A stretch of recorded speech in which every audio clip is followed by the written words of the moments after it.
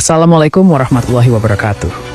Lanjut mengenai momentum turunnya Al-Masih Isa, Dajjal, dan Imam Mahdi. Di dalam nubat, fitnah Dajjal ini telah memapar seluruh manusia. Sedangkan Dajjal ini Al-Masih, pemain gelombang.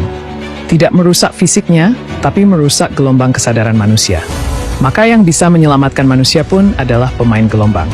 Yang mengupdate ilmu gelombang adalah dengan sebutan Al-Masih. Sama-sama gemblengan malaikat Jibril. Makanya yang bisa menandingi Dajjal adalah Al-Masih Isa. Tapi tidak ada cerita tentang bagaimana Dajjal itu iya toh. Bagaimana ceritanya, terbunuhnya seperti apa, kan tidak ada. Demikian juga Imam Mahdi mempunyai pasukannya dan memimpin peperangan. Tapi tidak ada penjelasan siapa lawannya ya. Ini agak unik ya. Imam berarti ada makmum, kabarnya ada pasukan. Tapi siapa lawannya dan peperangan seperti apa, itu pun tidak ada kabar ya. Demikian juga peperangan antara Al-Mahdi Isa dengan Dajjal ya. Kemudian ceritanya Al-Mahdi Isa ini membunuh Dajjal ya. Tapi dengan cara apa dan sebagainya itu tidak ada ceritanya. Intinya yang bisa membunuh Dajjal adalah Al-Masih Isa. Kenapa kok bukan Nabi Muhammad? Ya. Kenapa kok harus Nabi Isa? Artinya ini bukan membunuh sosok fisik, tapi membunuh propaganda, titik daya, sihir. Fitnah yang sistematis, masif, yang dampaknya ini menurunkan gelombang sadar manusia. Gelombang yang bukan fisiknya, merusak gelombang kesadaran manusia. Dan yang diturunkan untuk membendungnya adalah Al-Masih Isa. Walaupun kisahnya membunuh Dajjal. Tapi logikanya Dajjal bukan sosok fisik, tapi sosok mitologi. Maka membunuh Dajjal adalah membunuh propagandanya. Dan dua-duanya sama-sama Al-Masih.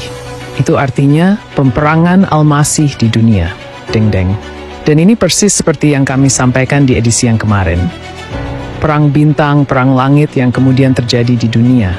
Perang Qadim yang dulunya terjadi di akhirat, ini kemudian turun ke dunia ya. Tapi bukan sosok fisik antara Nabi Isa dan Dajjal. Ada dua orang berkelahi gitu, wah kayaknya nggak mungkin ya. Kemudian Dajjal dibunuh ya. Karena Dajjal ini tipu daya ya kepada seluruh manusia. Alokanya ini bukan sok fisik nah. Dajjal itu adalah sosok mitologi. Dan peperangan itu bukan peperangan dar-dor, bukan ya. Tapi perang bintang, perang Qadim, perang gelombang, perang dimensi yang terjadi di dunia. Dan kembali ke Imam Mahdi. Imam berarti ada makmum. Mahdi artinya diberi petunjuk, memberi petunjuk dan menunjukkan. Dan digambarkan dia ini ada pasukannya dan perang. Tapi tidak ada keterangan siapa lawannya. Bisa jadi ini adalah perang propaganda. Yang tadi Dajjal bisa jadi tidak sosok fisik ya, tapi sosok mitologi ya. Imam Mahdi, sebutan nama Imam Mahdi pun bisa jadi adalah sosok mitologi. Orangnya pun manusia biasa di dunia. Tidak memiliki nama, akulah Imam Mahdi. Tidak. Demikian juga Nabi Isa, Al-Masih, akulah Nabi Isa, tidak.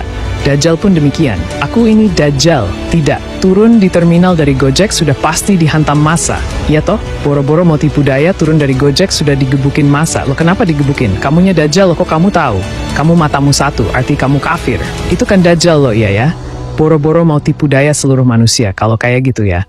Mitologi, dan ya. Kedatangan Mahdi ini berhubungan dengan baiat yang dinobatkan di sekitar Ka'bah Baitullah. Ya, dia dibaiat ya, dia pun membaiat. Ini ilmu tentang baiat yang sering kami sampaikan. Ilmu gelombang, ilmu kodim, ilmu roh. Ini dibaliknya baiat ini tentang tauhid. Tauhid dibaliknya iman, bukan dibalik merek ya. Bukan dibalik merek Islam, bukan dibalik merek Yahudi, Nasrani. Imam Mahdi ini membawa bendera tauhid, bukan memakai nama merek tertentu. La ilaha illallah. Dia membawa agama tauhid ya, yang menyatukan seluruh agama samawi di alam baharu. Merek Islam, merek Nasrani, merek Hindu, merek Buddha menjadi seluruh agama. Maka Imam Mahdi ini juga disebut Satropiningit. Nah ini Satropiningit ini kan kejawen. Imam Mahdi pun beragama kejawen dong. Atau juga kalau Yahudi menyebutkan Mesia. Oh berarti Imam Mahdi Yahudi dong. Atau reinkarnasinya Krishna. Karena bisa menyampaikan ketika jahiliyah, aku akan terlahir kembali. Berarti Imam Mahdi Hindu dong. Sedangkan Imam Mahdi pun diterangkan di dalam Quran Islam. Berarti Imam Mahdi Islam dong. Imam Mahdi itu ya Hindu. Ya kejawen, ya Islam, ya Yahudi. Atau Nasrani menyebutkan kedatangan juru selamat. Nasrani juga. Aku jadi bingung ini. Jadi Imam Mahdi itu agamanya kira-kira ya Islam kah? Atau Yahudi kah? Nasrani kah? Kejawen kah? Kita cek ya, apakah betul seluruh agama mengabarkan nubat tentang ini. Ini adalah perang bintang yang terjadi di dunia, tapi sosoknya tidak memakai nama ikonik Nabi Isa. Oh, jelas akhir zaman gak boleh memakai nama Nabi. Gak mungkin dong mengenalkan diri, ya aku ini Nabi Isa. Oh bohong, gak mungkin ya. Atau juga ya aku ini Dajjal, udah dipukulin orang ya, atau Imam Mahdi. Nah, Imam Mahdi ini ya mempunyai pasukan dan perang. Lawannya kan tidak diceritakan. Bisa jadi dia adalah pasukan yang menyampaikan petunjuk, bukan cerita tapi petunjuk. Ketik di Google apa itu definisi Mahdi. Mahdi pun dia ini imam. Berarti imamnya orang-orang yang menyampaikan petunjuk. Dan ada pasukannya siapa? Pasukan yang menyampaikan petunjuk. Ini berarti perang itu adalah perang propaganda, menyampaikan petunjuk tentang tauhid. La ilaha illallah, tidak terkotak-kotak dengan merek-merek agama apapun. Perbedaan dapat terlihat seluruh umat Indonesia, menyampaikan petunjuk ya. Peperangannya itu adalah perang propaganda ya. Dan ini persis seperti yang disampaikan oleh Nabi. Kalian nanti akan menghadapi ahli kitab. Dan yang harus kalian kerjakan nanti adalah kenalkan terlebih dahulu cara menyembah Allah. Ya, demikian. Padahal orang-orangnya adalah ahli kitab ya. Maka ini adalah perang propaganda, menyampaikan petunjuk kepada propagandanya ahli kitab. Tentang ini akan kita terangkan di hadis yang lain ya, biar tidak terlalu panjang dan tidak lelah ya. Yang jelas ya, ini adalah perang bintang. Manusianya bukan memakai bernama Imam Mahdi atau Al-Masih Isa. Kemudian bernama Dajjal si mata satu, oh bukan. Ini perang dimensional. Perang langit, perang kodim, perang bintang yang terjadi di dunia, perang propaganda, perang gelombang, will. Dan Dajjal yang dibunuh itu bukan manusianya, tapi propagandanya. Karena Al-Masih Dajjal dengan tipu dayanya yang bisa membunuhnya adalah Al-Masih juga. Dan itu Nabi Isa ya, Al-Masih. Dan bunuh-membunuhnya ini bukan manusia dengan manusia. Tapi propaganda kodim rendah akan dihancurkan oleh kodim tinggi. Al-Masih Dajjal akan dihancurkan oleh Al-Masih Isa. Sedang kesempurnaan Nabi Muhammad tetap sempurna ya. Makanya diturunkan bukan Nabi Muhammad, tetapi Nabi Isa.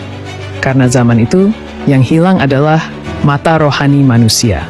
Ilmu hakikatnya yang hilang ya, mata sebelah ya. Orang hanya ada di level syariat saja agamanya. Maka untuk kembali kepada marifat yang diturunkan adalah pembawa metodologi hakikat, langit, kodim. Itu yang diturunkan. Dan silahkan cek, Yahudi adalah cenderung agama syariat. Nasrani adalah cenderung agama hakikat. Sedangkan Islam adalah paduan keduanya yaitu marifat. Maka ketika Islam yang harusnya marifat turun jadi syariat, maka yang hilang adalah hakikatnya. Maka ketika mata ruhani hilang, ilmu hakikat hilang. Orang hanya tenggelam di syariah saja. Maka yang diturunkan adalah hakikat yang dibawa oleh Rasulullah Isa Al-Masih dan bukan Nabi Muhammad. Nabi Muhammad tetap makom yang sempurna arwah muqaddasah. Maka Nabi Isa pun turun pun memakai syariat Muhammad. Demikian dinubatkan. Clear dan done. Perang bintang, perang langit, perang kodim, Star Wars.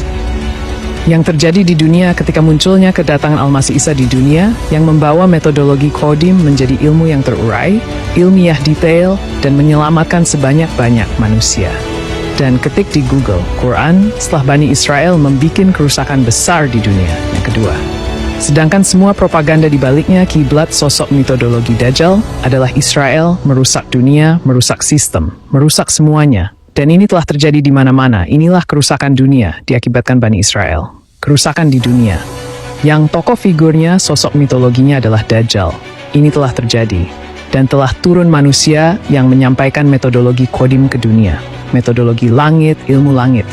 Yang tadinya adalah ibarat ilmu yang terpendam di dasar lautan dalam. Kemudian dia menyampaikan kepada semua manusia. Tidak ada seorang pun yang bisa membantah. Berarti semua manusia. Awan ini sulit, tidak terjangkau, tidak terbayangkan ya. Ada di alam kodim. Kemudian diturunkan oleh manusia. Yang ini gambarannya adalah sosok figurkan mitologi menjadi sosok Al-Masih Isa adalah sosok manusia yang membawa teknologi Al-Masih atau teknologi gelombang, teknologi akhirat, teknologi game ke dunia. Dan kemudian di ayat yang lain, kemudian setelah itu manusia akan berbondong-bondong masuk agama Allah. Clear dawn. Demikian ya yang bisa kami sampaikan. Jangan terlalu panjang biar tidak mabok ya. Ini adalah tentang metode kodim Tarikat Naqsabandiyah Kholidiyah Nusantara. Assalamualaikum warahmatullahi wabarakatuh.